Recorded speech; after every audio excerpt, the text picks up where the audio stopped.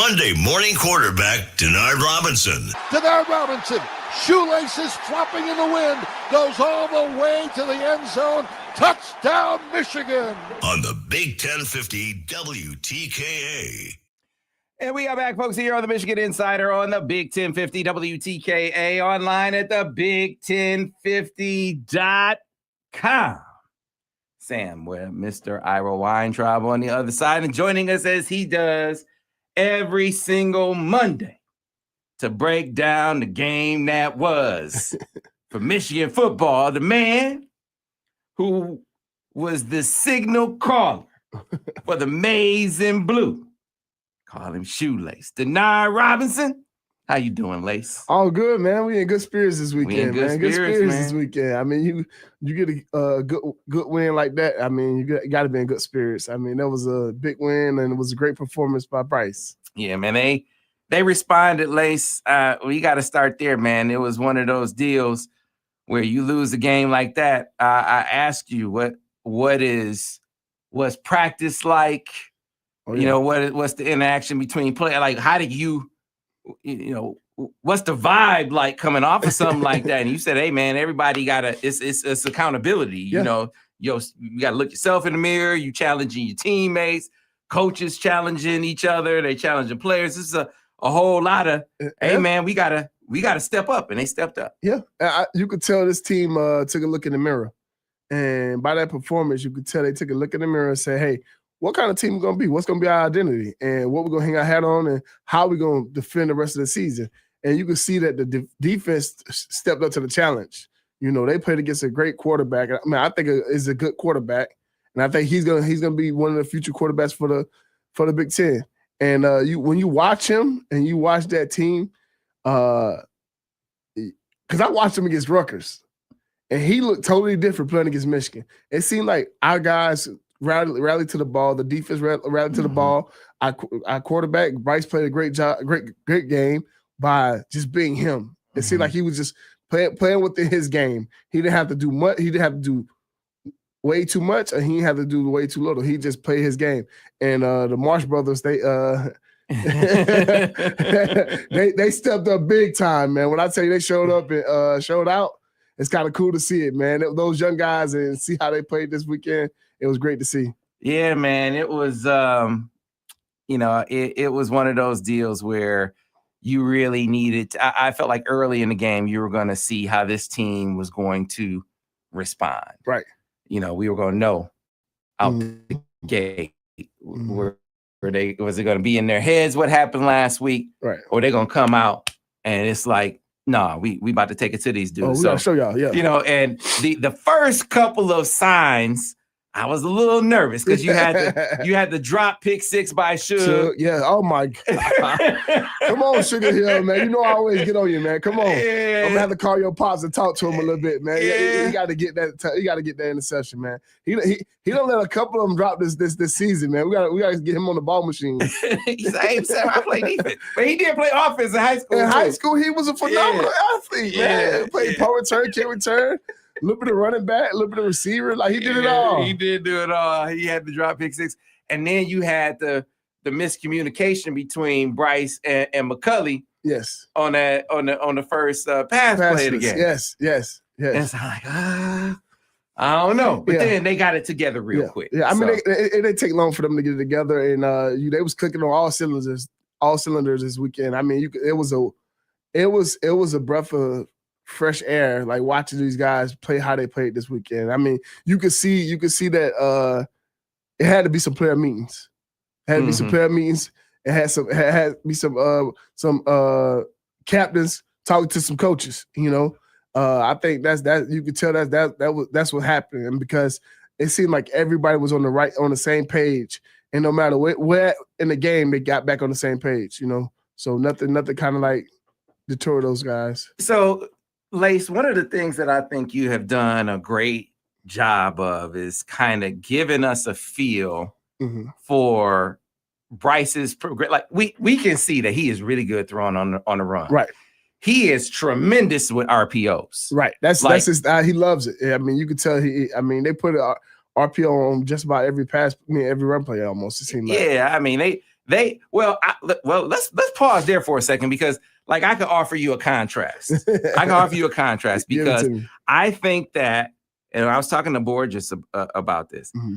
I think that one of the things that Chip does a great job of is he leans into Bryce's strength with RPOs. Right. Because Bryce does a great job of reading RPOs. Yes. Very few mistakes. Uh-huh. But some coaches can get really, really carried away with it. Yeah. You don't want to get too far. Yeah, you don't go too far with it. You know what I'm saying? Because now it's like, okay.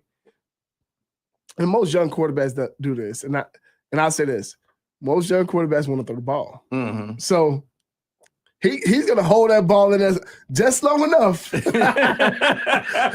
his read to make that decision, so he can throw that ball. Yeah. So that's where it get hairy sometimes. Yeah, because like I used to love doing it. I hold it in there forever and forever. Let me hold it a little longer. Just a little longer. He moved, coach. I see the move. Right?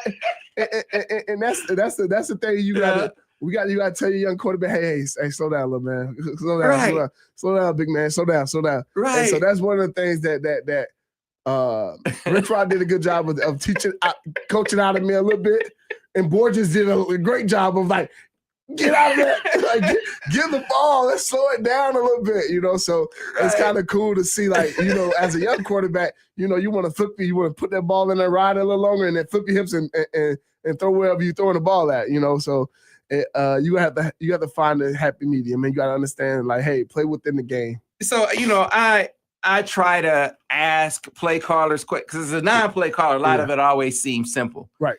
Because if you've never done it, it's real easy to armchair it. Yes, right. Because I said, man, these last few years, going back to when Gaddis ran more RPOs than Sharon did. Yep. He didn't do it a ton, but definitely more than Sharon. Oh, for sure. So it's like, man. That's why you kept seeing the bubbles or everything that's been thrown out there. Yeah, and so JJ could do RPOs. And I was like, man, why ain't you letting JJ RPO this? Right. Like, he could do it. Mm-hmm. And they wanted to control their run pass balance. Yes. Like, hey, man, you start RPOing. And now the game is not balanced at all. And you throwing the ball 40-something times a game. When you don't want to be throwing the ball 40-something times a game.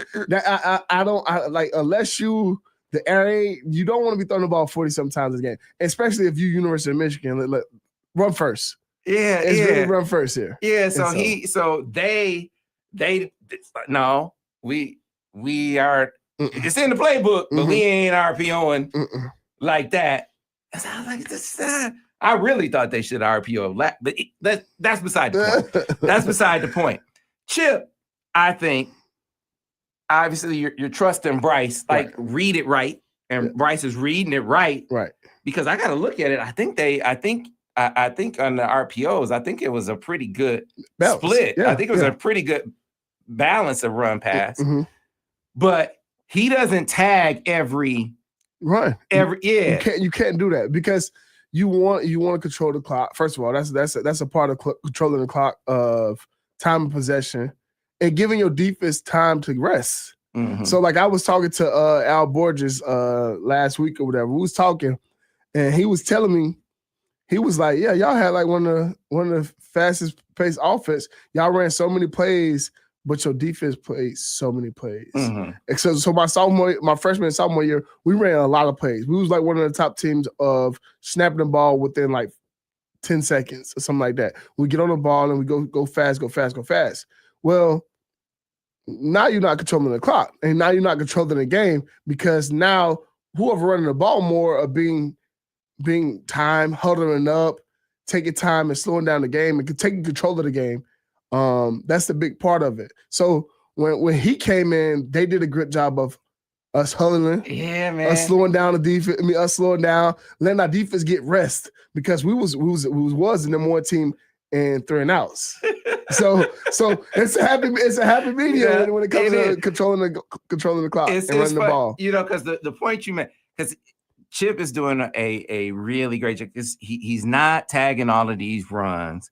Because I remember last year feeling like, man, just tag all your runs with like a run control, man. I mean, you'll ease up a lot of this, a lot of this pressure that they're putting on your run game. Put a bubble on all of them, man. No, you can't do it. You can't do it. But you'll get in trouble that way. Yep. Throwing off your mix. It would have helped them last year, but Right. Chip is doing a great job of making sure that some of these are just runs. Oh, it gotta be. Some of these are just runs. It has to be. And we gonna keep our balance and control that way. But you made a great point, Lace, because we were in the box and there was an RPO. They RPO'd a duo, I think, and they got a lineman downfield. Because now you riding into your guy make that decision. No, you gotta you right on the cousin. You're like, oh, you can't do it. You gotta just give it. You gotta give it because you don't want to hold it too long in the O-line. If they moving them guys downfield and they getting to that second level to block the linebackers, they're trying to do it in a quick manner because now this running back gotta get behind me. You think Bryce wanted? For sure. What quarterback don't want to let it rip? Come on. Any quarterback I know want to let it rip. We always want to let it rip. What are you talking about? I still want to let one rip right now. I'm gonna put the ball in your stomach. Let's go. I'm gonna pull it out. Let's go. Go. But Bryce is doing. I want to be clear. He might have wanted to let it rip right there, but he's doing a great job. Oh yeah, he's doing of making sure that he is staying true to the play, and that balance. Again, I have to look at the stats because Borges be charting all of this. Yes, he does. He do a great job. Yeah, he be charting all of this, and so I'm pretty sure the mix was pretty balanced with the RPO reads in this game. Oh, for sure. It looked like that. I'll say it looked great watching it and just seeing it. And I should have called Al last night. I normally call him on Saturday nights and talk to him, and he would have gave me all the rundown. That was on me today. Yeah, I'm sorry, guys. That's on me. I supposed to have that information for y'all today. Nah, man, it's no thing. We know Lace got it anyway. But one of the things that I wanted to touch on as a theme is, and you've been talking us through his progress as a pocket passer. Oh yeah, we know he can RPO. Oh, yeah. We know he can throw on the run. Oh yeah, but how is he in the pocket? And I thought the lesson you gave us last week was about how he is in play action. Like it felt like, man, in play action, he's actually pretty good. Why is he better in play action than in straight drop back? So you explained it, I thought, really well. Right. And so now this week, it's like, okay, straight drop back. Can we see some progress in straight drop back? And I thought we did. We definitely seen it. You seen his feet settle just a little bit, and you seen him trust the blocking of the O-line, and you could tell he trusted the pocket, and he didn't watch the rush this week. He kind of felt it and moved around and made throws that he needed to make. And like just watching him in the pocket, you can see his feet is not as happy as it was, the week before or the Oklahoma game. It became like, okay, I can make these throws. Let me just step to the side and make the throw. And it showed this weekend. So it's kind of cool to see. And we was just watching the third down. Oh yeah, man, the 3rd and 11 late. Third 11 where he hit the corner route to Tony Ellie. Yep. It was like a post route coming across the field, and he zipped it in there with 2-3 defenders on that guy.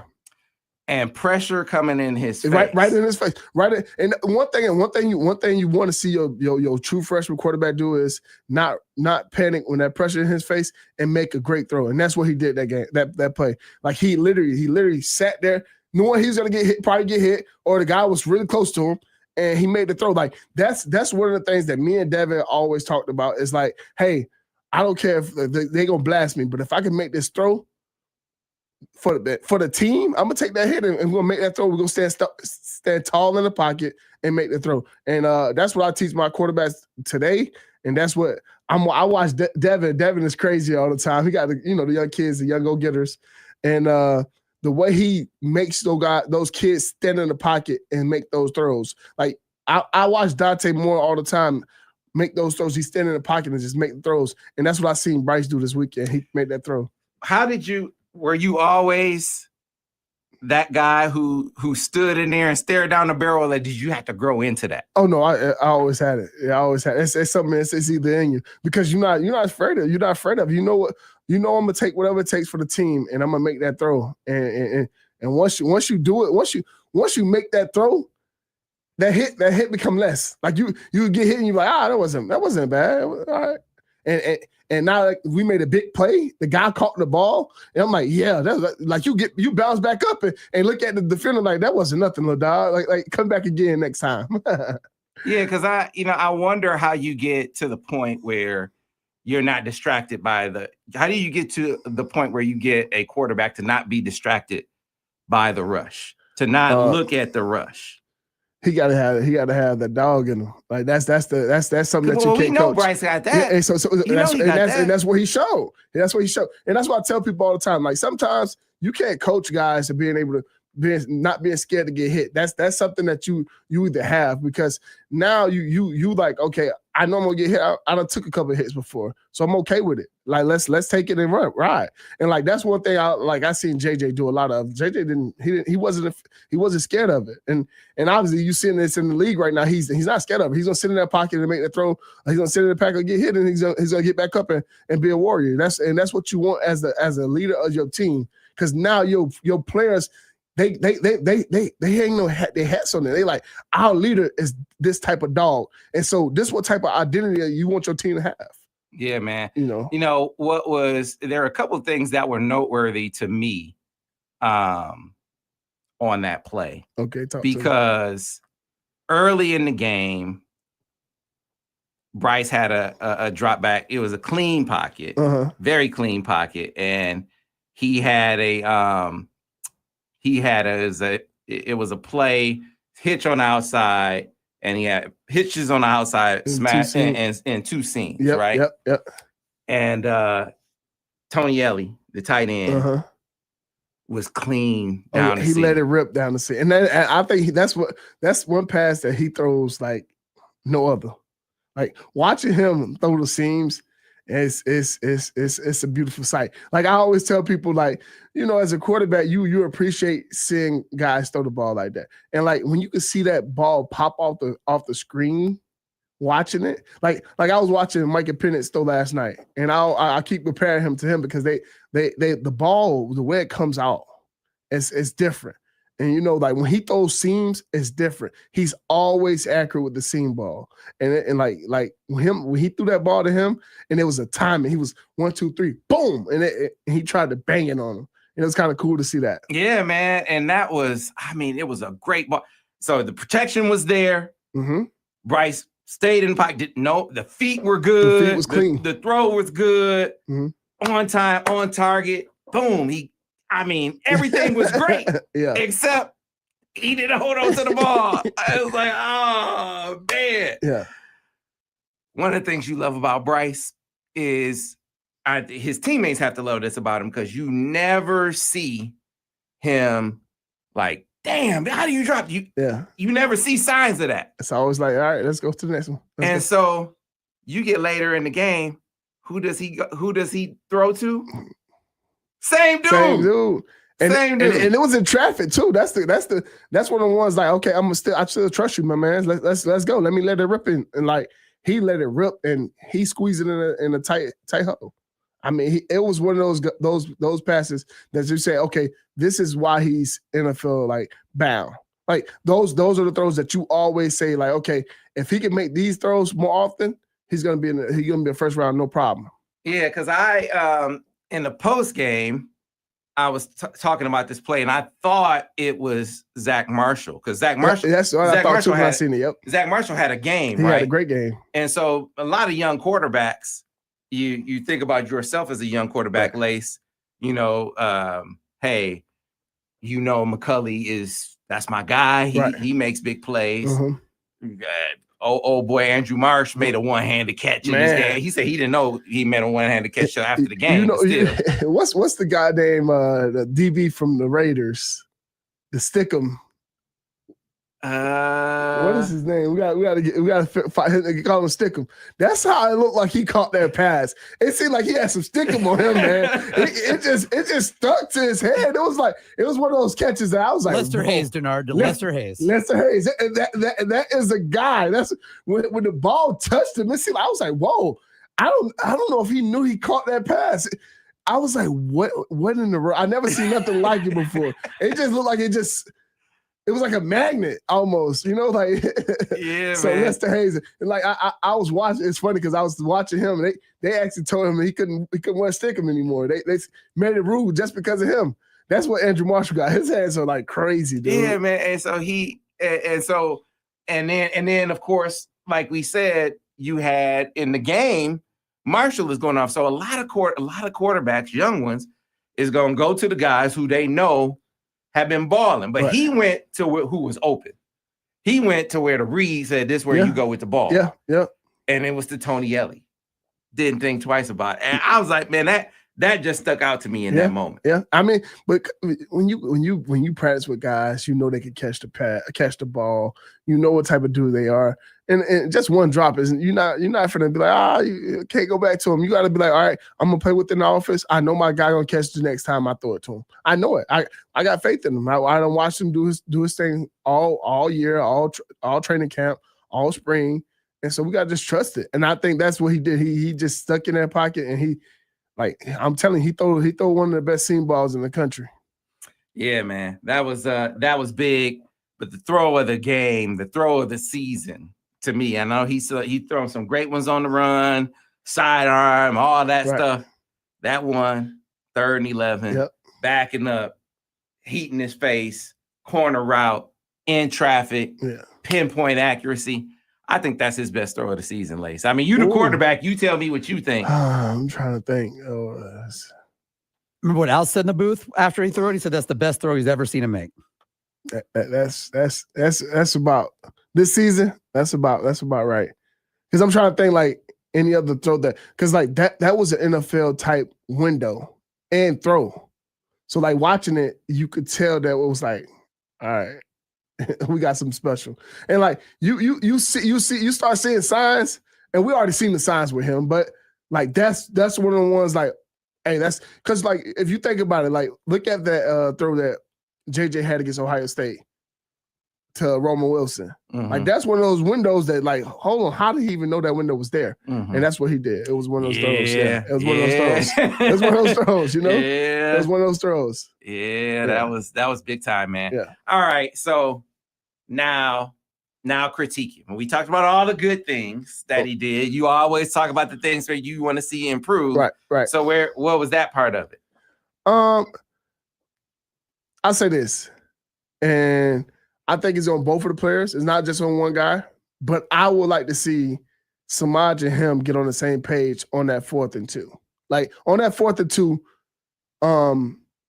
it was an easy completion. It's one of the ones that we know we can make. But the reason I'm saying that because in critical times when we play against Ohio State or we play against a opponent that maybe we get in the college football playoffs and maybe we have that moment where it's 4th and 2. I need him to calm down and make that throw. Like and I need Samaj to get his head around on time. Like they got to get on the same page. And I think Samaj to get his head around on time to make the catch. But also that ball got on there quick. It got on him quick, and it had some heat to it. I think you got to make that play. Just let's complete the pass, get the first down, keep going. I think he put a little spice on there. And I think when Samaj heads finally snapped around, that ball was on him too quick. And then, I think that's one of the ones that they got to get on the same page. And you might think I'm tripping, but I say this in critical situations. Sometimes you get heightened and you drill the ball a little too fast for a guy to get his head around. Okay, I'm being honest. I love them both. I love them both. Those are my guys. I love both of them. They're my dudes. They're my dudes. But man, Lace. So you feel like, and that's what here's the problem. Lace. I done been on both ends of that. So I'd have been the receiver that's trying to get his hand around that ball, get up on you quick, and you cannot do anything about it. But try to throw your hands up and try to touch the ball, And I'd have been a quarterback that drilled the ball when I knew I could have just got him to easy, and let's make it easy play. Let's make a play that's easy, not make it difficult. So that's my take on that, because I'd have been on both ends of it. I'd have been a receiver trying to get his head around and not being able to get. I guess I gotta watch it again. I gotta watch it. I gotta watch it 3 or 4. I gotta watch it 3 or 4 more times. I watched the play, and it didn't seem like it was as. I've seen Bryce throw fastballs. No, but I think it's 5 yards. We with the 5 yards. That's a tough. And I'm not saying. We want somebody to make that catch. And that's why I said it's on both sides. We want somebody to make that catch, and we want somebody to get his head around. But at the same time, let's make the routine plays. So I'll give you this. Let's make the routine plays. I won't meet you halfway. I maybe meet you a quarter of the way. All right, give it to me. And I say as the quarterback, because you want to make it easy for your receivers. Yes. And so he could take some RPMs off of it. Like you can make it a softer throw. And I'm not saying make it a cupcake, but just make it easy. Let him be able to get his head around and see the ball. That's all I'm saying. And I'm not saying it's out for Samaj, because Samaj got to get his head around. You're the main target on this. You gotta get your head around. And so because here to me, was that a routine play? It should have been a routine play, right? Because to me, my opinion of this play is, go ahead. Bryce could have made it easier for him. Yes. True. But you got to make that play. Like it's not like Bryce didn't put him in position to make, like, the throw that Bryce made, he's got to make that catch. Yes. Could Bryce have made it an easier catch? Sure. But the throw that he made, you got to pull that one in. I don't think he drilled him. Yeah, he didn't drill, but it was a little bit of pepper on there before, a little mustard on there. That made it a little different. Because if you did, I'm telling you, I've been on both ends of it. I mean, I defer to you, Lace. I defer to you as the quarterback and the receiver. I do defer to you. But man. But here's the problem. If I was just playing quarterback that my whole life, the rest of and I played in the NFL, I would be saying the same thing you said. But when I got on the other side and Blaine Gabbert drew the ball to me and I was 5 yards away from him and I didn't have my head around, whoa, it's a little different. Because now the ball get up on you so quick. You just gotta react and just hopefully your hands react the way you're supposed to react. Hey, and Miles got to make that catch, bro. Yeah, you got to make that catch, bro. And that's why I say it's on both. It's on both parts. It's not as much as it is on Bryce. It is on Samaj, but it's on him too a little bit. That's a routine play they should make. And you know what? Here's what I love about Bryce. Bryce would agree with you. I guarantee you, Bryce would agree. Oh, for sure. Bryce would say that's on me. Yeah. Now, do I agree with that? I don't agree with that. As a quarterback, okay. But I like that he would say that. He would say he wouldn't do what Carson Beck did. Oh man, Carson Beck throws an interception for the game and said, "Man, my receiver ran the wrong way." And see, it's like, no, you can't do that, bro. See, I got just watching him.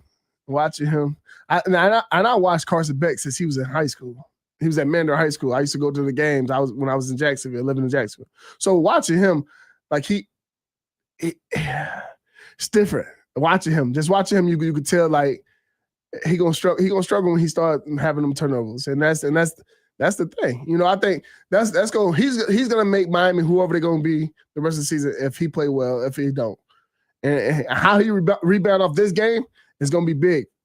It's gonna be big for Miami, and it's funny just to watch it because I watch Miami because I got a little nephew that played for Miami. He's a corner at Miami, so I watch him. I watched Miami all close. That's like my second team watching them. So it's gonna be interesting to see how they bounce back this week. Yeah. All right, that was it. Hey. Here's what we gonna do. This is what we're gonna do. At the break, we finna go over this play right quick and see. I defer to you, bro. Okay. I defer. Listen, you play quarterback and receiver. I'm not gonna say I'm gonna defer to you, bro. I'm just you know, and I'm saying that I think Bryce would say that you're right. Hey man, I gotta throw a better ball. I gotta throw a better ball in that situation. At the same time, I think. But see, here's the thing though. I feel like it's a heightened situation. It's 4th and 2. And we're not too far past the middle of the field. You know, we wasn't that far away from the middle of the field. So you thinking it's heightened because you want to make that play. And so in that situation, you got to calm down and make the throw. You got to calm down and make the catch. And it was a routine play because Chip did a great job of calling that play. A great call. I mean, because it came wide open. And it was going to be easy first down, probably get more, probably 8 yards, probably more than that. You know, so it was a perfect play call. You just got to make the routine plays. That's all that was. You got to make the routine play. And that was a routine play. All right, Lace. We go. I want to rewatch it with you today. But we watch it at the break. I mean, I can't show the people the all 22. Okay, but we can come back and we can explain it. We go, go word for word and see. I mean, if I can show the people out, because we talked to the people in the break. If I could show them the all 22, then I would. But we will watch it and kind of react. But you know, it's one of those things. He went to Samaj later in the game. Yeah, on the play, so that was good to see. Man, Maj caught it. Yeah, made a play. Yeah, so Samaj got a little fight in him. I like it. He got a dog. He got some stuff he got that grit to him. You know, he a gritty player, and I like seeing him when he get the ball in his hands. Like he ain't going down easy. He don't like the first man tackling, and so like it's cool to see him get that. But now we got to just make those routine plays routine. You know. Yeah. And here's the thing. Samaj got to be doing something right because he's always in position for those big plays. Like that, and that's why I try to tell people, like, he must be doing something right at practice. Like he's showing guys he can make those routine plays, and he want to be in that position. Like he's one of those guys that want to be in that position, and he don't care what type of heat comes after him. And that's why I appreciate Samaj, man. Yeah, I mean, and he came back. I like that he came back and made that play after the next one.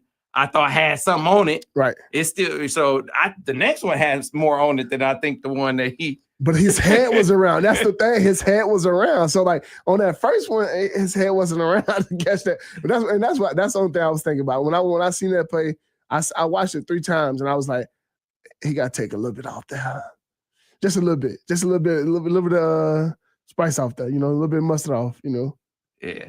You man, I bet your receivers loved you, Lace. Oh, your receivers loved you. But I also took a lot. I also took a lot from my receivers. If they was having a bad game, hey, that's on me. I was a bad ball. I put it in the wrong spot. And And you do your receivers. You got to get your break the way that Bryce does his receivers. Hey man, it's on me. Yeah, if you dropped it, and any of it could be on me, then it's all on me.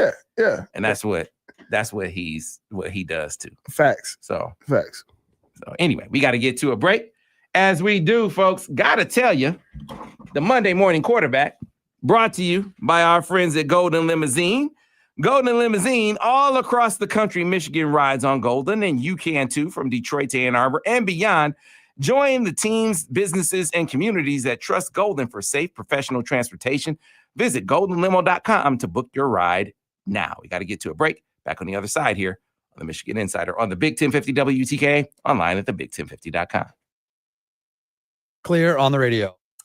Yeah, man. All right. Well, we can't show you the all 22 because the all 22 is it's proprietary, it's copyrighted, it's we can't show it to the public, you know. So what is the play number for that? If the what's the name was play 11, so that scene was play 11, and the what's the name was the 4th down was a couple plays after that. So we'll look at it and get the reaction. 4th and 1. Here we go. Here's the 4th and 1, Lace. All right, folks, we're going to get the live reaction.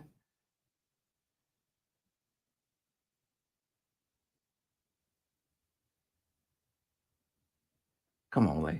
Come on, Lace. Come on, man. Come on, Lace. You gotta make it. You gotta make it big. You gotta make it big. Oh, Lace, you killing me, bro. You killing me, man. Oh, man.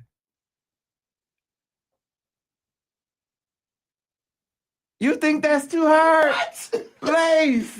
Look, Lace. Oh, man. Go like right here. Watch. Oh, bro. Watch how the ball. His hands never rolls for the ball. Watch. I didn't say man. That's how you know the ball Wow. too quick. His hands never went up for the ball. Now I've seen Bryce drill some ball. I've seen him drill some balls, bro. I mean, that don't look like a drill to me, it man. was accurate as hell. That's what happened. I mean, looking at it from the end zone makes it. Watch how Samad's hands never go. Like he couldn't even react to the ball. Lace. His hands battery. And you can see him taking something off of it. He never took something off of it, but you can see like his hands reacted so slow. it was a tough reaction, but I don't think he ever seen the ball. That's all I'm saying. I don't think he ever seen the ball. He looking back and he never seen the ball. Like he reacted. And the ball, like he barely see that ball, and that's what I'm saying. Like he couldn't see it. I don't think he ever seen it. Yeah, man, Lace. I appreciate you, bro. I'm just saying. I don't think he ever seen. The reason I said I've been on the other end of that, man. I've been on the other end of it. It's about really just trying to see the ball. If you can't see that ball, you never gonna catch that ball. It's tough. Back on radio in about 20 seconds. All right. So you think I think you got to catch that one, bro. I mean, looking at it again, I think you got to catch that one. I think you got to catch that one. Yes, I do. Yeah, I don't think he ever got his eyes to see that ball. Stand by, guys, coming back.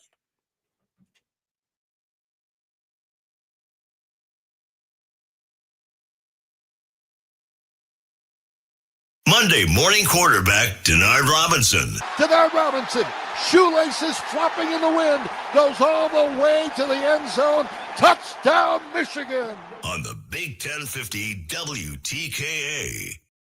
And we are back, folks, here on the Michigan Insider on the Big 1050 WTKA. Online at thebig1050.com.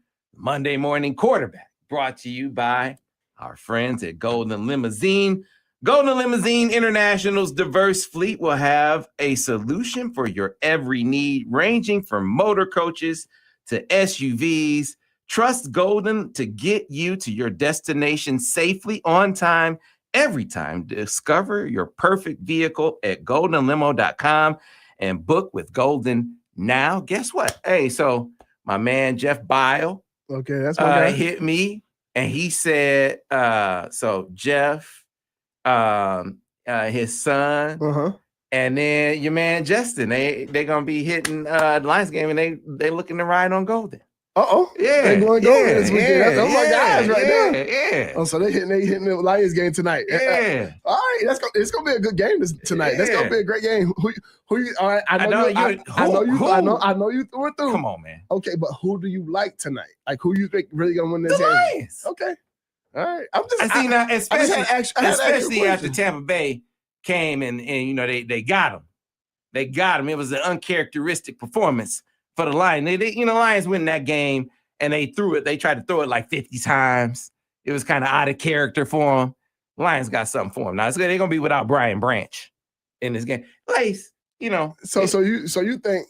But Baker been playing MVP, and Abuka. We not talking about, we don't like to talk about them, but that. And the Lions down some DBs, but so that's you what I'm saying. one. Run the football.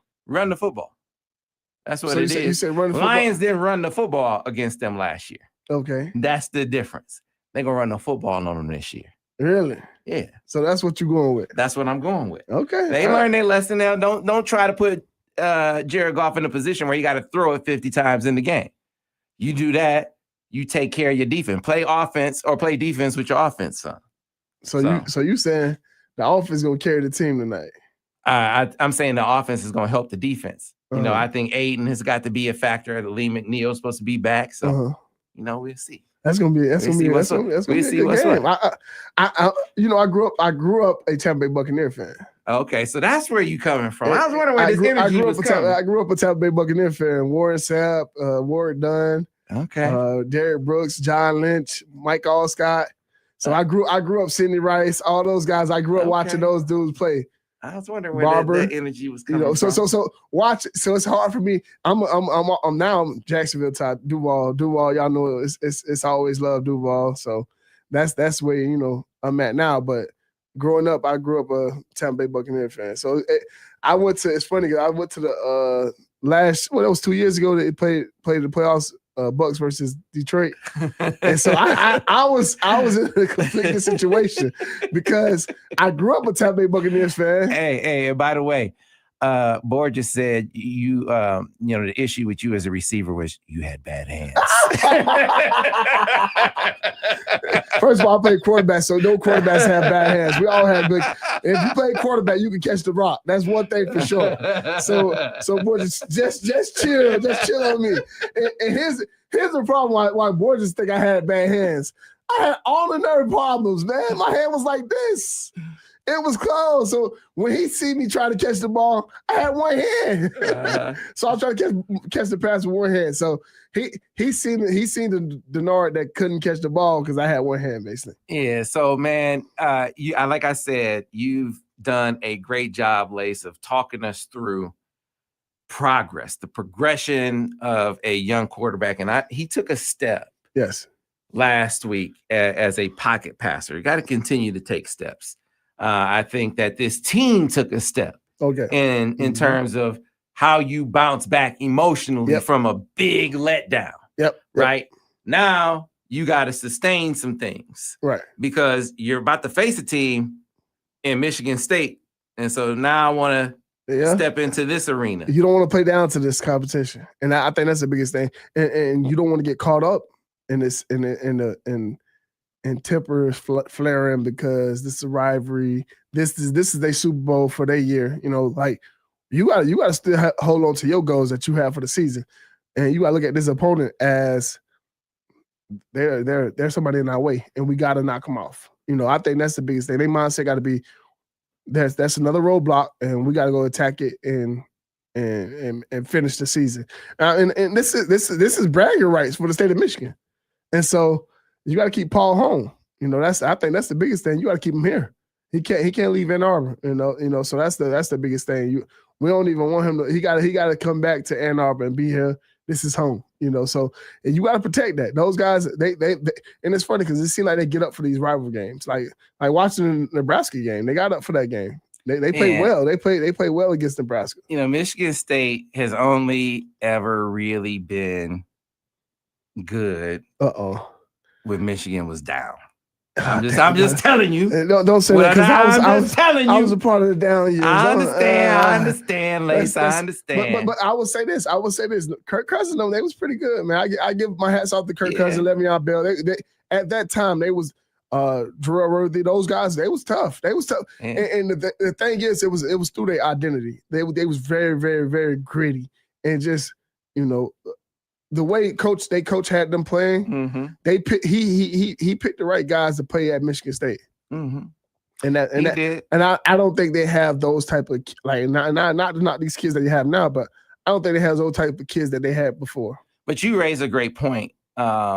This is their Super Bowl. If Jonathan Smith is going to rescue his era of Michigan State, you got to win this game. So that gets into the dynamics of this game, this rivalry. You've been in it. And it feels like it's different. So what do you remember about this game? Oh man, relative to say Ohio State, was it different than Ohio State?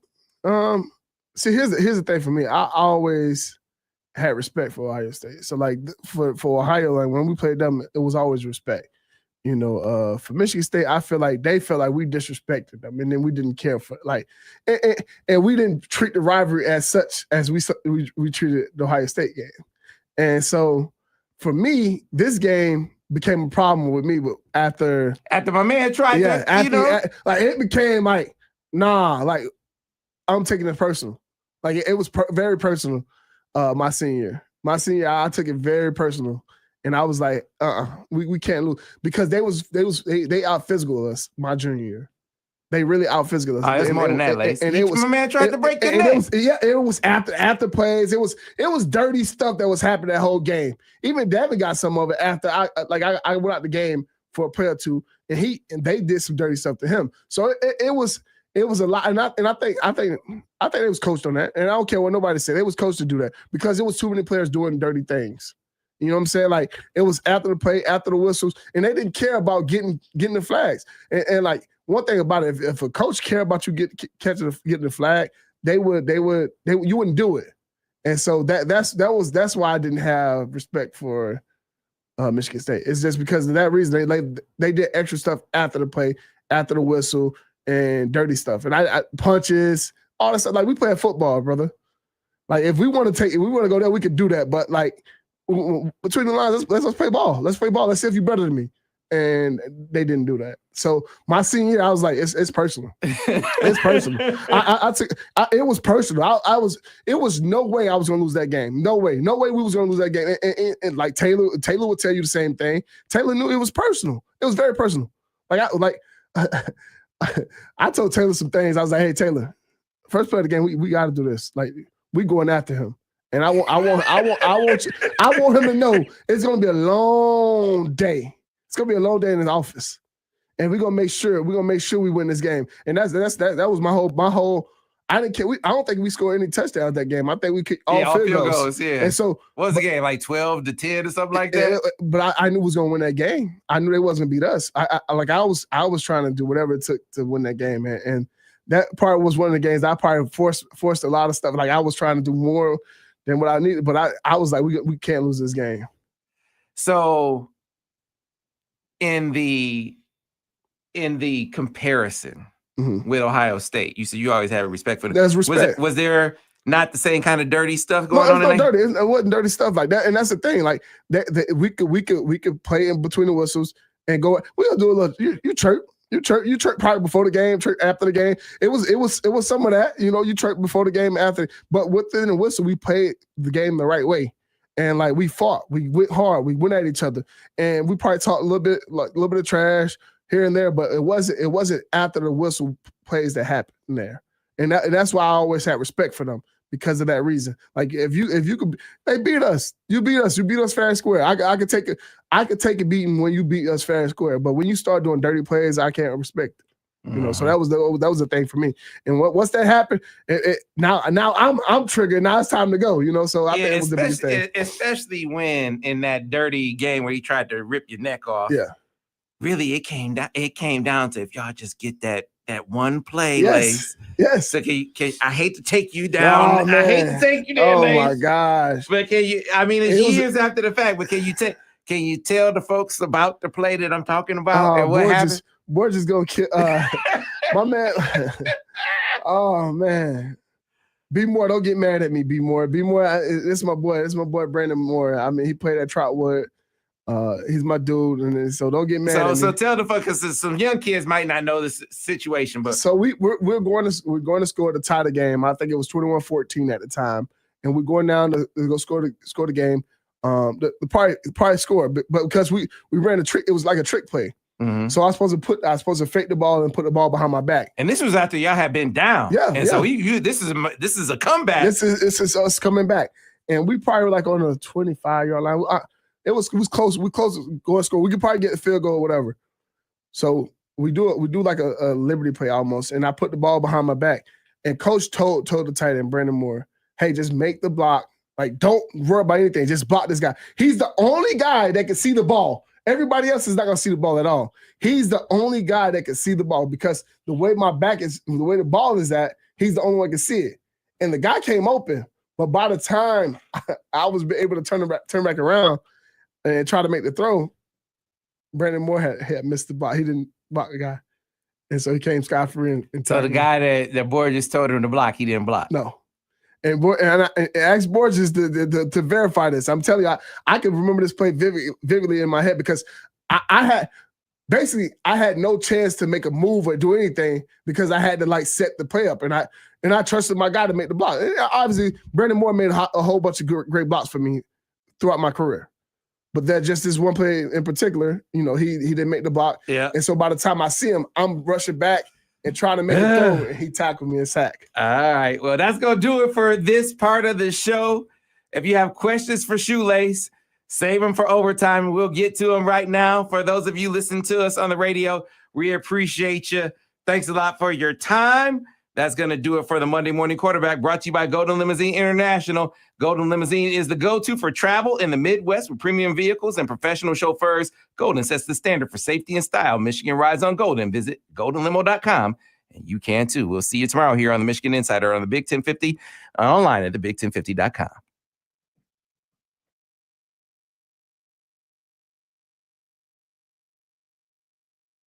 Clear on the radio.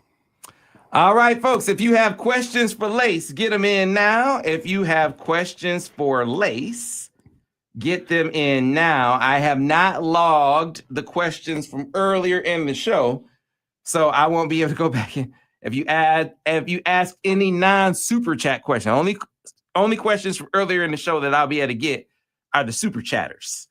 But the earlier questions that aren't super chats, I apologize. I probably won't be able to go back and grab those. So the reason why I mentioned that, re-ask your earlier questions. So if you have questions for Lace, get them in now. Again, if you have questions for Shoelace, get them in now.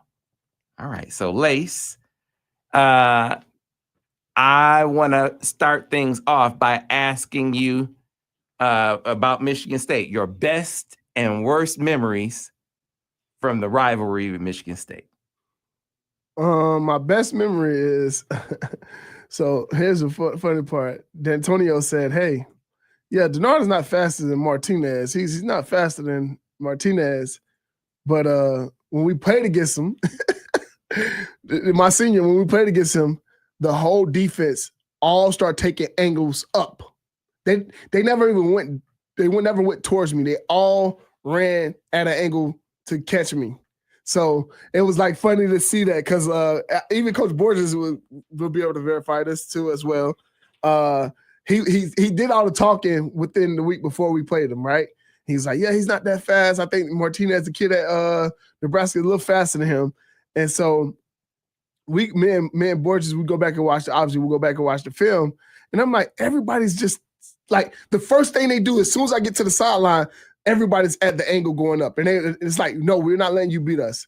And so it's kind of funny to see that, like, you know, I find that to be like, he praised me. He gave me some honor because they was that scared of me. Mm-hmm. And so that was one of the ones. But the obviously my junior, when that was a dirty play, man. That was one of those plays that I like. In my career, I had dudes pinch me under the pile. I done had people step on me. Or I had certain stuff and, you know, do little stuff, punch you in the dog pile. You know, that's normal. But when you try to, like, that's the risk of me being able to play football again. That's a little different. Yeah. So Renovan, I think that's how you say your name, said the dirty stuff was D'Antonio. They don't do that much stuff under Smith. That's why Sparty fans are mad.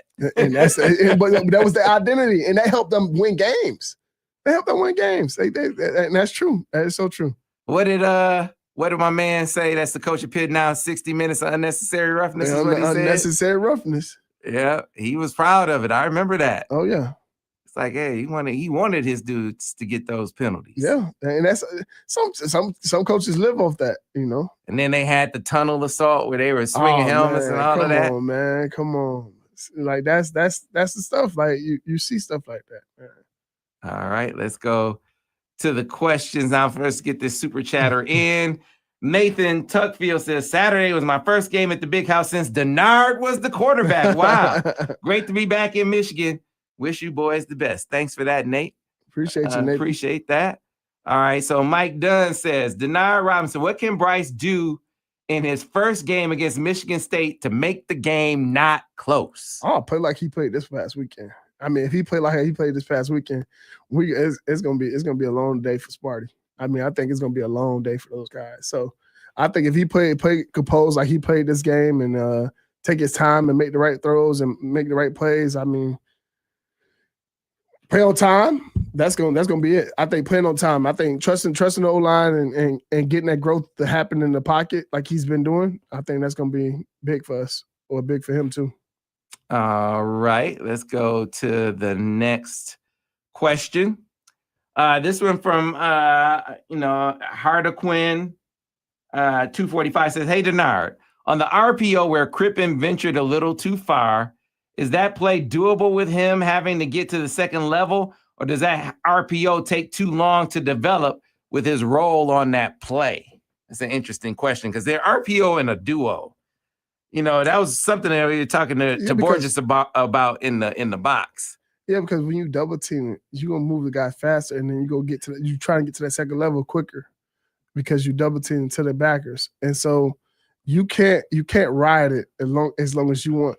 Because normally if we were in like regular inside zone where it's not duels, it's everybody just getting to their guys, they take a little longer to get to their guys. So that's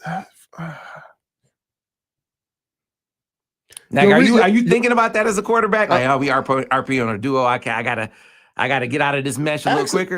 Actually, duel will take longer. Duel will have the guys take longer because it's two double team blocks, and so duel actually take longer than the regular RPO, regular inside zone.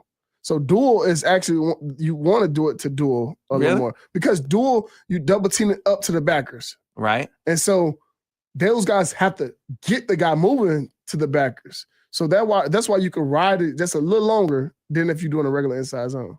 But what if they come off the ball and they move that guy? They move the guy quick, then that's the problem. So like you run into that problem of you thinking that you have longer to ride it, and then if your guys blast them off the ball, now that changed the timing. And so that's where you got to play with the timing, and you got to know, okay, how good is this D line? Is he one of those guys that we have a hard time moving, or is it one of the guys that we get downfield quicker with him?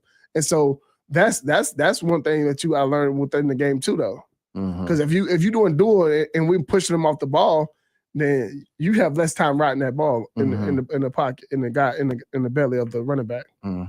All right. Lima Bryan says, question for Lace. You said OC Chip Lindsey has to have 20 base plays for Bryce.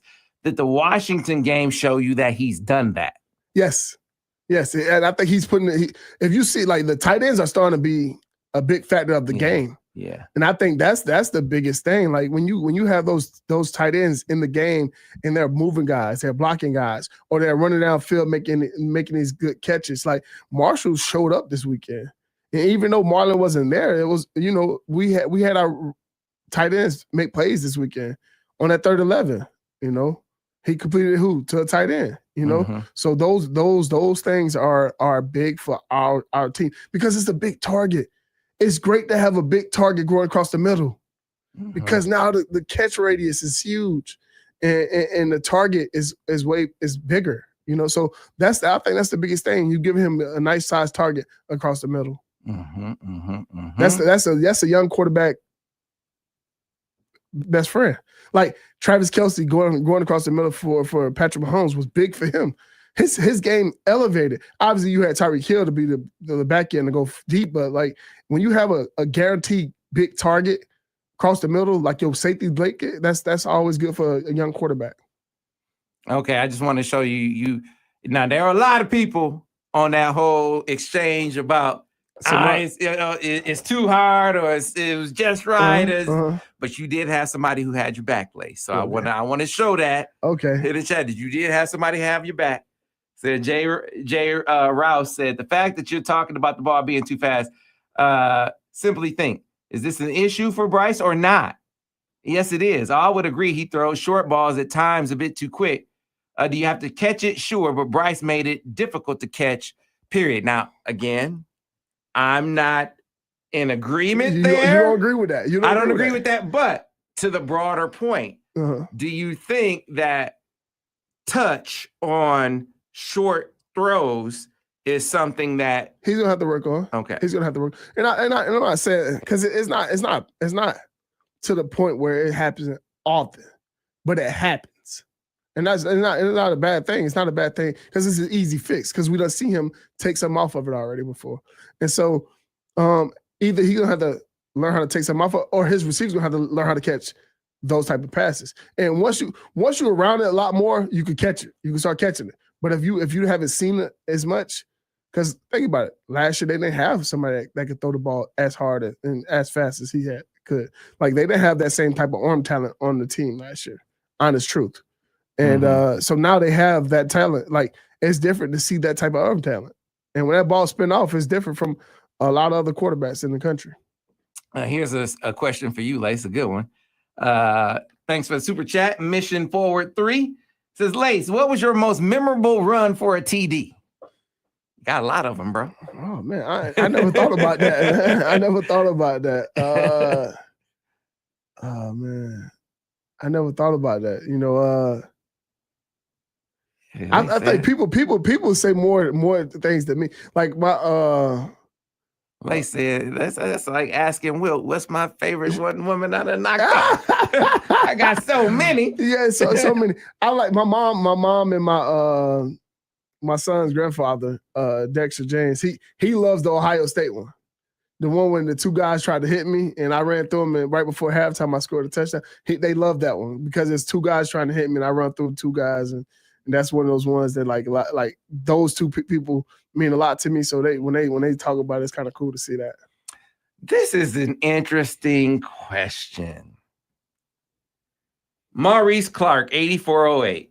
Lace, why doesn't Michigan, I think he's saying, why doesn't Michigan run Bryce on the outside, especially on fourth down? You know, like some kind of run pass option on the edge. Yeah. That's a good question. Like I haven't seen one of those outside zones for him running the ball. I've seen him do a couple of, zone reads, a couple like quarterback draws right up the middle. But I think it's in the game. They got to have it. It's just about when they go bring it out. Yeah, and I think when it comes down to those big games like the Ohio State, probably this game, if it get down to that level when we got to run him as a quarterback, I think that's what'll happen. Yeah, so they, getting him on the perimeter where he could either run or throw the ball, right, I think is a defense's nightmare. Now they ran a bluff in this game, and McCulley he turned the corner loose. Yep. You remember the play I'm talking about? Uh-huh. I'm like, bro, what are we doing? If he block, we gone. Yeah, man. But most times they're not. A receiver's supposed to go get the safety in the corner. Because first of all, I tell this much. I tell people all the time, corners don't like tackling. They don't. So 9 out of 10 times the safety will make a tackle. So that's why you always send your receivers to go see the corner. Go see the safety because corners don't like tackling much, man. Bro. Because you got on the bluff for folks that don't know, bluff is off the split zone. So you bring your tight end across, and he fakes like he's going to block the edge and go around. He goes around, so he's in the alley. And let the guy be the read guy that he's bluff. He's going to be the read guy. Right. And so now Bryce, he could either throw it to the tight end, or that's his lead blocker up the alley. And if so he blocks the first things he sees. And now Bryce is going to be one-on-one with the safety. Yeah, if McCulley goes to get the corner, but he doesn't go get the corner, and the corner makes the tackle for 3 yards. Yeah. I'm like, come on, bro. Yeah. So I would love to see, like, what did they tell him to go get the safety instead? Yeah. And so, because 9 out of 10 times, corners don't make tackles, man. And, like, I used to love being on corners. Like, corners, they don't like tackling. They couldn't have told him to go get the corner. They couldn't have told him to go get the corner. No, they couldn't. So they couldn't. They couldn't have told him to go get the safety. I mean, the safety got to come from depth. Yeah. To come make that tackle. The corner is right there. Yeah. The corner is the threat. But 9 out of 10 times, you think the corner's gonna follow the receiver. So you take the receiver and you block the corner. You block the safety. I think I'm betting his responsibility is the corner, and then you leave the safety is Bryce's man. The safety is Bryce's man. Yeah. Because he got to come from depth to make that. I mean, it's just the third level defender. Yeah. He got to go to the third level to get a guy. Yeah, yeah. I mean, that's a tough one because I like running on corners more than I like running on safeties. Yeah, but he on the third level corner right here. Yeah, like I take my chances beating the guy coming from depth versus the guy right here on the line of scrimmage, basically. Yeah. Get him and you put it this way, Lace. You coming around the corner, and do you got to be the guy right here, or a guy 10 yards down the field? Who you like your chances better? Depends on the play. Mhm. Depends on the play. Depends on like if it's like on that play, I prefer the safety. I would prefer to get on the safety. Mhm. But if I'm running outside zone, I prefer to get on the corner. If I'm running just a regular quarterback outside zone, I would like to get on the corner because now the corner is not trying to make that tackle. Mm-hmm. It's a lot of stuff coming at him. He see a whole bunch of big guys. He gonna try to chop somebody down or something like that. So he run on that corner. He's like different. If I'm not a play caller, but if I'm Chip, I'm running that play again. Oh, for sure. Like you gotta bring that back, bro. But that's gonna be. I think that's gonna be a play that they like. You know? Because that's not gonna happen. McCullough gonna make that block, and we're gonna see what happened with the safety. One-on-one with the safety. He either gonna run him or make him miss. Yeah, man. Got to bring that back. Woo. Or Somebody gonna leave Max. You know what we didn't talk about? We didn't talk about him sliding and getting down. He didn't take a lot of hits. Yeah. He got down. What do you think about his slide technique? A couple of times he got to get the first down. Get the first down to get down. Go get the first down. I think it was one of them that he got a little short. He was like a yard short of the first down. Okay. And so that one I was like, okay. But I appreciate it. I was like, oh, he's sliding. Okay. Okay. Did you see him get down? Am I tripping? I did. No. He got down. I just saw somebody else agreed with you, Lace. Bryce got to be a little more patient on that play with Morgan. So you got some people having your back, Lace. I'm telling you, man. But I mean, I'm pretty sure we got so many people going against me too, though. You do? Oh, you do? Oh, for sure. You absolutely do. For sure. And I want to tell you guys, like, I want y'all to do exactly the same play he did and have somebody throw the ball to you and see what happens. And go through that same motion. Well, we're not college athletes. I mean, come on, man. We're not college athletes. But that's I'm telling you, and I said this. I'm not taking nothing off because I think somebody's got to catch the ball. And I'm truly saying that. I think somebody's got to catch the ball. But I also think Bryce got to make the routine throw. And I'm not saying Bryce was a terrible because the ball was accurate as I don't know what. It was on point. It was almost on the numbers. It was right there. Like it was supposed to be. It was a catchable ball. He should have caught it. But it's one of the ones that like I felt like he got to take some off it so he can make a routine throw. Mm-hmm. Make it routine. That's we gotta get that 4th and 1. That's because in crucial games where that matter, that ball got to be completed. So we can't figure out. We can't be arguing about who fault was it. We got to complete the pass. Tis true. You got to catch the ball. So that's what I'm saying. Like these moments right here is like teachable moments where we got to be like, hey, these are the type of plays in big games we need them. Like that need to be a routine play that we could catch. All right, to get the sticks moving. But as by Bryce standards, that was an off-speed pitch. that was a breaking ball. It was. I mean, he took something off that one. He definitely took. You could see him. You could see him try to because I feel like he was gonna. Drill it, and he kind of like took it off. He took something off that one, bro. But yeah, this. But you say he need to take some more off of it. I think he gotta let his like. I want to see Samaj get his head around and make the catch. His head was around, but I don't think he ever spotted the ball. And a lot of receivers like to see the ball off the quarterback hand, and I don't think he ever seen it off his hand. All right, so Borges is watching. He talking about on the bluff. He said you block safeties in quarters. You block corners in one high, and it was one high. Okay. Now it makes sense. Yeah. Okay, but that's why I said that's in cover 4. We going right, and that's what I was thinking. I'm like, sometimes they tell the receivers to go to the safety, and so that's why I was trying to figure out if that was the case.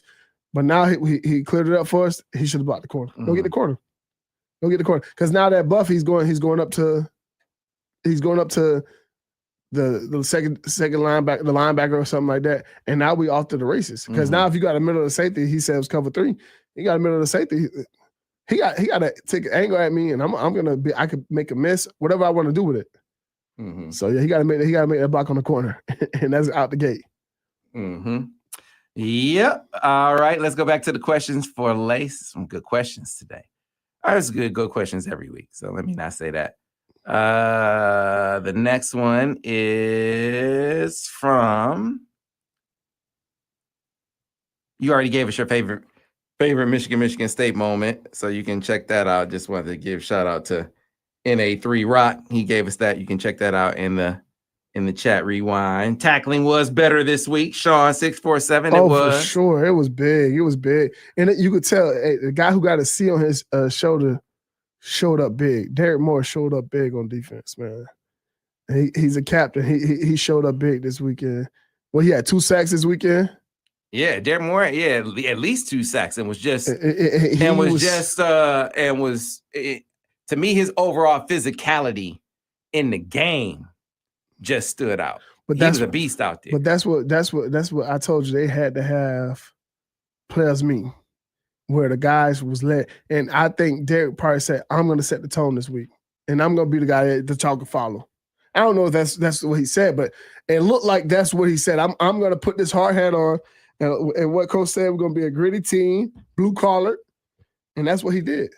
Went out there and set the tone. Set the tone. Yeah, man. He set the tone. You saw coaches and players kind of step up in response. Yes. You know, players weren't out of their gaps like they were the week before. They weren't out of position, too far outfield, too far inside. And then scheme wise, you saw Wink make some changes. Like they were carving on. You could tell USC spent their bye week kind of looking at, okay, what's the flaws? Yeah, this is what they do here. This is what they do there. Okay, this is how we could get them, because they had Michigan schemed up. They out schemed them, and that was the case.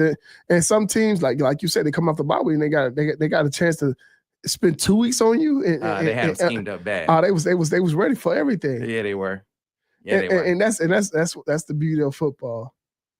Yeah, that's the beauty of football. And so, but coach's mind. Coming off of that, you know, the stuff that USC was doing against, particularly with 12 personnel, Michigan's answer to 12, they changed completely. Right. They're like, okay, we're not gonna do that. Right. We're not what we were doing against USC. No. We're not gonna do that against Washington, because you know Jed was gonna try to take advantage of it. Yeah. And here's the thing: they did a great job of corralling the quarterback. He didn't have the explosive runs that I thought he was going to have. He didn't have the explosive plays that I thought he was going to have, and that I see him do. And so it was kind of cool to see them like keep him bottled up. Like, I think they did a great job of bottling him up. What you think about that? Yeah, man, it was impressive, because he's more of a run threat than Maeva from USC, and to hold them to 40 yards. And that's what I thought. I was like, man, and that's what I thought. I was like, our defense is going to have to struggle with this guy, because he can run, he can do all those things, he can throw the ball well down the field, and they did a great job of stopping them and stopping the run. That was like kind of cool to see. Yeah, they responded as a team, players, and it's a team game at the end of the day.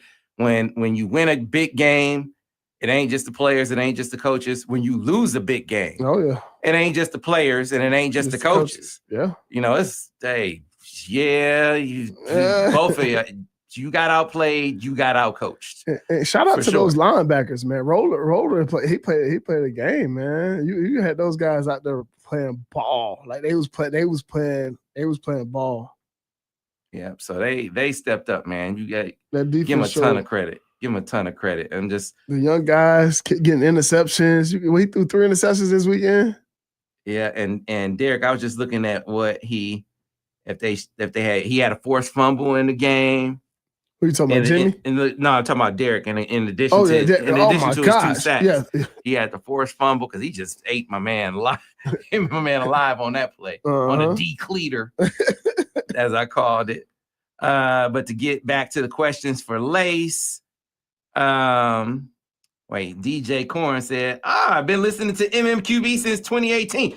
You were listening back to when we had Andy Minery. You go back. And then to Devin and now Denard, appreciate you continuing to listen. Lama Bryan said, question for Lace, who is the better two-way player, Kirk Gibson or Rick Leach? You familiar with Kirk Gibson playing with Michigan State and the Tigers? See, I haven't watched Kirk Gibson. I watched Rick Leach. I didn't watch Kirk Gibson. That's going back away. I don't blame him for that. I know who Rick Leach is. Yeah, and I'm going with Rick Leach. Yeah, we got to be homers around here. Yeah, with Ricky Leach. Now, Gibby definitely had the better pro career. Yeah, no question. But Ricky Leach, man, at Michigan, he is definitely the more famed college player for sure. So let's go back to the questions. All right. So is it supposed to be cocaine? Some kind of play on the word. So Shoelace, based on Bryce right now, what NFL team or system could he fit into today? There's not too many NFL teams he won't be able to fit into. I mean, he has the talent. He has the arm talent to play in just about any system. What NFL system I would like for him to be in? Obviously, you everybody loves Andy Reid's system. Obviously, he can throw the ball around the yard, run the ball a little bit. Yeah. I like what Atlanta's doing with those guys. I think he's doing a great job with Micah Penix. I like what the Jaguars doing right now with Trevor Lawrence. So I'm just thinking about the teams that I watch a lot of. The Chargers, obviously, Coach Harbaugh does a great job with quarterbacks, but I don't think Justin Herbert will be going anywhere anytime soon.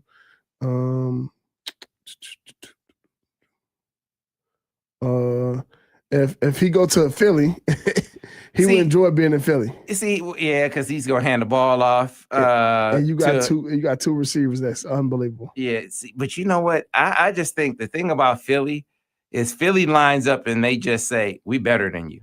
Yeah. They're gonna play action you, and you're gonna get the grocery action to play action, and that's how their guys get open. But they are not scheming anybody open. You don't think they're scheming anybody open? I don't think they're scheming anybody open. That's why I got a lot of respect for Jalen Hurts. Whoa! I got a lot of. So you said yes. So you don't think Case Keenum did a good job of scheming them open? I don't think. No, I don't. I don't. I think he did. Like if you on a lot of those breakdown shows, and when you listen to them talk about the receivers complaining and why Jalen Hurts is, why he might be reluctant to maybe throw into some of the situations and give his guys shots at some of these balls, is because it's like, man, look at how open some of these receivers. So you like Detroit? Detroit do a great job of scheming the guys Absolutely. open. Absolutely. He did a great job. Even in Chicago, he's doing a great job of getting guys open. 100%. And I understand it, but I think Philly got the type of receivers that get themselves open. They don't need to be schemed open.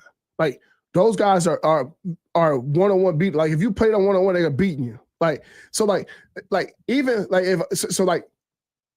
you would say the same thing about Cincinnati. I'm just so you listening think about Cincinnati. So I'm just listening to the NFL analysts on television say, I can look at their games as an analyst and tell you, watching their games, I know what's coming. Yeah, but here's the problem. You don't have to scheme guys like a AJ Brown open because he's gonna get open. If he run a slant run, he know how to beat the guy off the ball. It's just like Jamar Chase in Cincinnati. Like Jamar and T. Higgins, they don't have to be schemed open because they're that good to be. Don't scheme. Just give me the route and I'm gonna beat this guy. Like that's what type of guys that he has for Philly. And so I know sometimes you have to scheme them open, but if you watch it, they do scheme them open sometimes. But most of the time they're like, okay, you are good enough to get yourself open. Well, and they won a Super Bowl. Yeah. So again, and their defense do a great job of getting them the ball back. So I think that's the biggest thing. Their point is what we're doing is fine. And so as long as if it's winning, who is anyone to criticize? But you got AJ Brown complaining for a reason. Right? But he complained in Tennessee too. Yeah, but come on, that's not the same. They were scheming him. They was giving him the ball all the time. Yeah, they were losing. Found ways to get him the ball. I think his point is, wait, I'm on this squad that's this big time Super Bowl winning squad, and I'm getting like peanuts. Why can't I be featured? So I'm gonna say this. I'll say this. You know who Tyreek Hill is? We can find you a spot to go to Miami, and that's what I'm saying. Not the, but like you could go to someone that go scheme you open, and you be in a Miami situation where you ain't going to the playoffs. I hear you. So don't run yourself off being on the Super Bowl team. And guess what? Kansas City still going to the Super Bowl. I You know what I'm saying? So AJ, like I think he's a great receiver. I think he's one of the top 10, top 5 receivers in the game this right now. But he got to respect, like, hey, we winning. And that's the biggest thing. I understand you want to be a Hall of Famer. But with wins and championships, that's when the Hall of Fame, the gold jacket start coming. And you go get yours because they're gonna target you the ball. You're the number 1 receiver on the team. So they're gonna scheme you to get the ball. We just got to figure out how to get it. I mean, Saquon look at Saquon. Saquon is not getting the ball like he was last year. He is not. And so did we hear any complaint from him yet? We have not. Okay, then. So like that's what I'm saying. When you want to win a team, I don't care how we win as long as we winning. I agree with you on that. And at the same time, I don't think that their offense, their passing game is to the level of these other teams, but it doesn't have to be. But it doesn't have to be. Their system, their scheme, especially with the defense that they have, it all works well together. To me, I'm about winning. Whatever wins me a championship, which is why, I used to have this debate with Joe Simon. And he's like, well, the offense, I think it leaves too much meat on the bone. Talking about in the championship year here at Michigan. It's like, I think it leaves too much meat on the bone. They get to a lot of third and longs. And, I feel like we could pass the ball more. And I'm like, wow, they're winning. Yeah, it's just winning the game. I don't care about this meat that you're talking about. Right. If they're winning. And I think that's the biggest thing. So like some people just gotta understand if we winning, we okay. Because just yesterday, Devontae Adams went for 182 yards or something like that. And so that's is that scheming? Did they scheme him to go for 182 yards?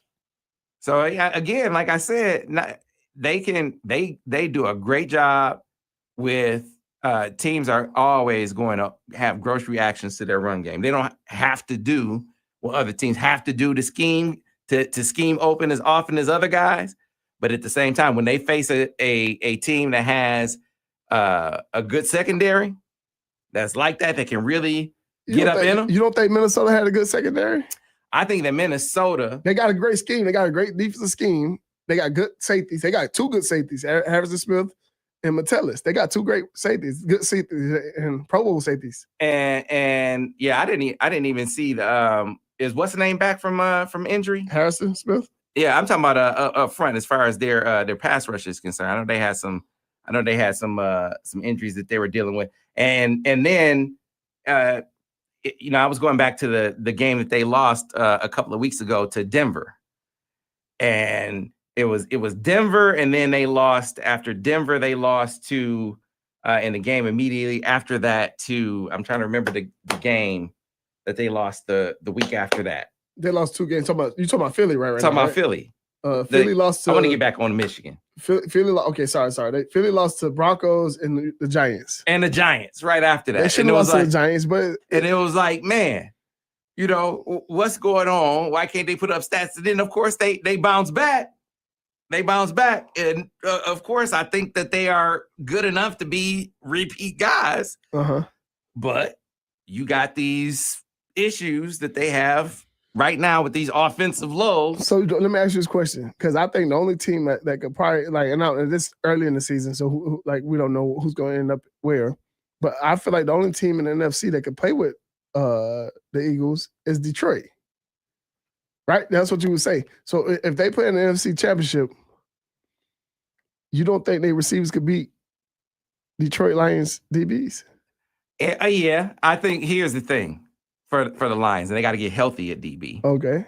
They got a triage unit back there right now. It's going to boil down to can they get heat on the passer, because the Lions don't have good, great corners, and so you got to have. You got to have some guys who can. I'm talking about like really good corners. Yeah.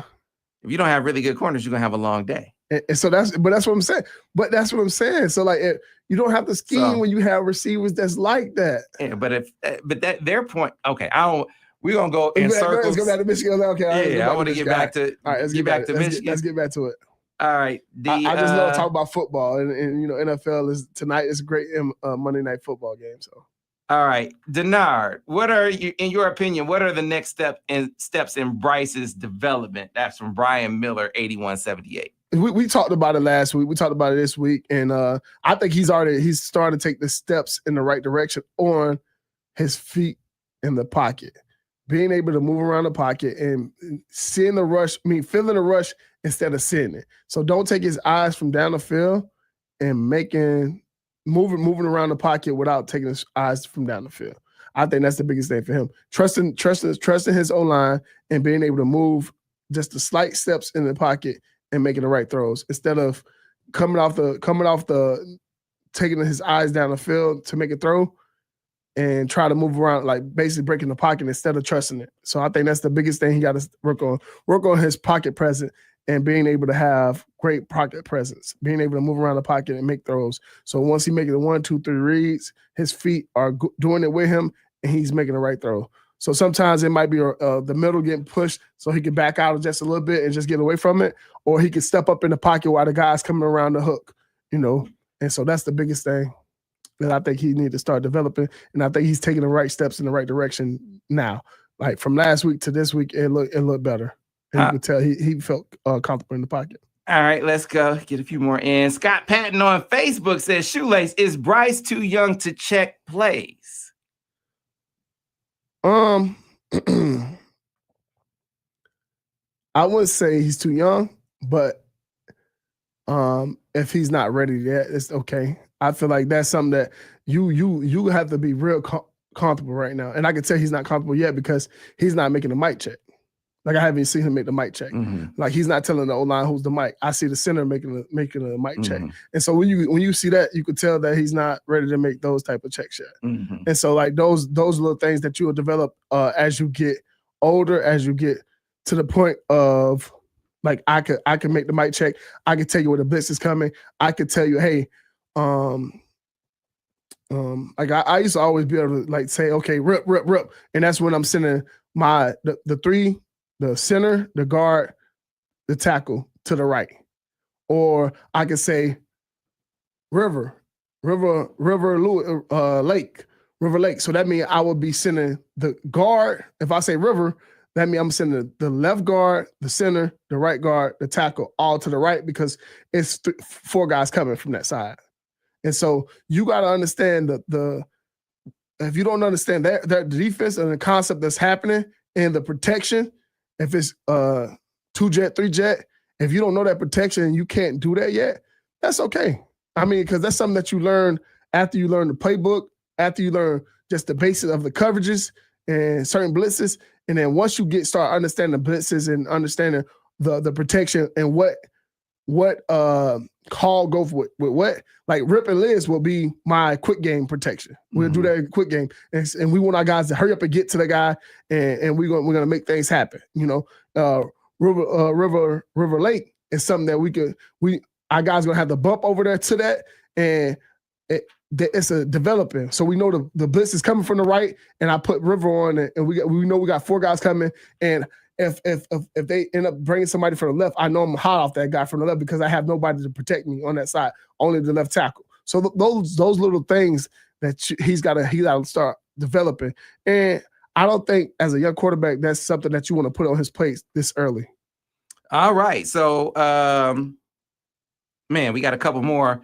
I just want to let people know that are asking. Yes, the MichiganInsider.com is experiencing an outage this morning. It's related to the Amazon outage that is impacting sites and apps worldwide at the moment. So providing updates. We're getting updates from 24/7. Basically every 5 minutes. So we'll keep you posted. Unfortunately, we're at the mercy of Amazon resolving the issue. So as we get those updates, we will share them with you on Twitter. We'll get it up as fast as we'll get them resolved as fast as Amazon gets their issues resolved. All right. Get back to the questions for Lace, though. The next one comes from Let's see. And the starred one is right here. Right here. Denard, it was good to see the ball distributed all over, but does this week present more opportunities for McCulley? Seems like a guy you want to keep going to. Glad they gave him the reverse. Definitely. I mean, he's going to be a part of the game plan every week. I mean, right now he's our number one target. Like he should be. He's earned the right to be that person. But that's how the cookie crumbles some weeks. You know, like some week he might have a great week. Some week he might be. Yeah, it was 2 6'4" corners out there last week. So I mean, the matchup was to find the other guys. You know, the mismatch was the seams. It was the tight ends on those guys. And look at Zach Marshall. Look what kind of game he had. He was on running linebackers and safeties, and he took advantage of that.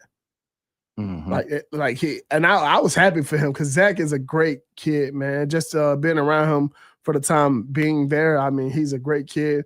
And he deserved it. The way he treated my son when he came on his official visit, his mom, like these are things that I praise, and I'm happy that Zach got the chance to do what he did this weekend. I mean, I was excited. I was jumping around the house for him this weekend, man. So it's kind of cool to see him do that and have that type of week this week, and hopefully continue to do that the rest of the season. Yeah, it was good to see. He stepped up big time. He stepped up huge. For sure. You know, that shows some depth in that tight end room. Shout out to Steve Kasula. But by the way, yes, and shout out to Steve, man. That's my dude, man. One thing about it, he's cool as hell, man.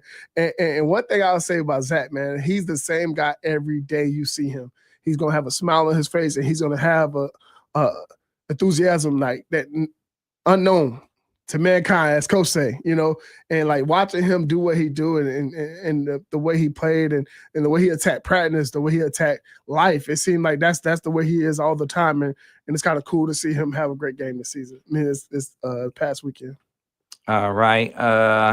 Lama Bryan said, "You mean Will Johnson is who the Lions should have selected in last year's draft?" Man, I told people. I tell anybody that want to hear me talk, Will Johnson should not just drop that low, and he should have been the first. He should have been the first day, and there's no way he dropped out of that. You know what they were tripping over? I said the same thing, and they called me a homer. They were tripping over he had a knee scope that nobody knew about, and then they found out about it in the draft process and made it sound like he had some sort of knee issue. There was no knee issue. You just found out about the knee scope. That's it. And that's all it was. And guess who's benefiting from it? Arizona. It's like, man, this is ridiculous. Arizona's having a great time with that, man. I mean, he's one of those guys that, like, man, it's no way he should not have been in the first round. It's no way. I watched talent that he is a special talent.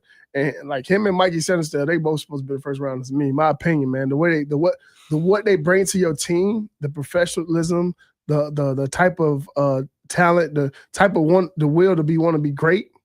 Like those guys are they embody that type of player, and they're leaders. I mean, I kind of see how the Lions passed on Mikey. I hate that they did, but the will thing.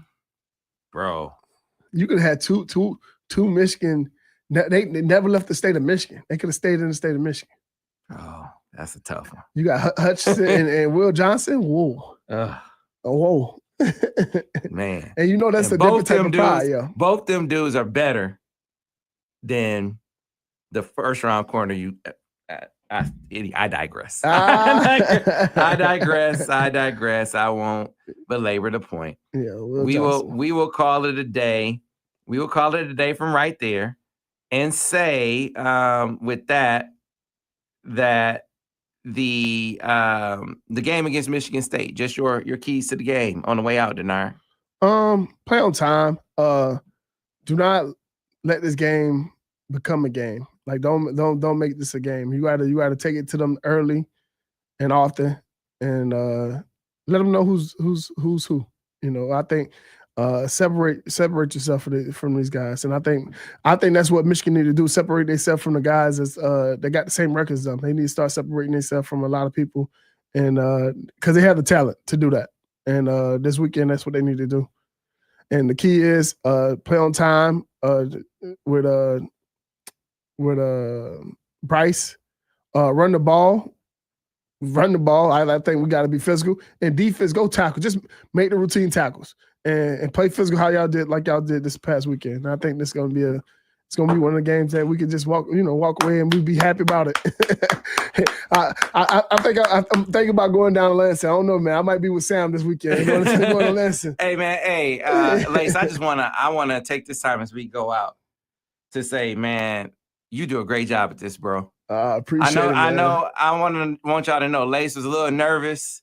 For sure. And I want to say that when we started, and I want to say that nervousness, I understand why you were nervous, but bro, you good at this. I appreciate it. And I want to say it in front of everybody. Oh, dang, man. You got me smile over there. I appreciate you, man. You good at this, bro. I appreciate it. Man, you do a great job of making me comfortable of talking because I don't even pay attention. I just pay attention to you. I just watch you when we talk.